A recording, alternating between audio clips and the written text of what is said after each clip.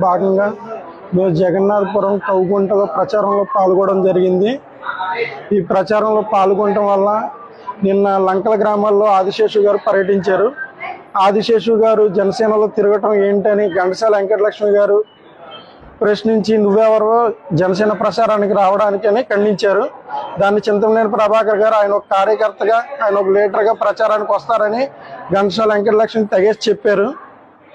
ఆమె అది తట్టుకోలేక కౌగుంటలో తన వర్గీయులతో, భార్గవ్, చందు అలా వర్గీయులతో జన సైనికుల మీద కర్రలతో దాడి చేపించింది. మేము ఒంటరిగా ఉండటం చూసి సెంటర్లో ఆగి డ్రింక్ తాగుతున్న సమయంలో నా మీద మూకుమ్మడిగా దాడి జరిగింది.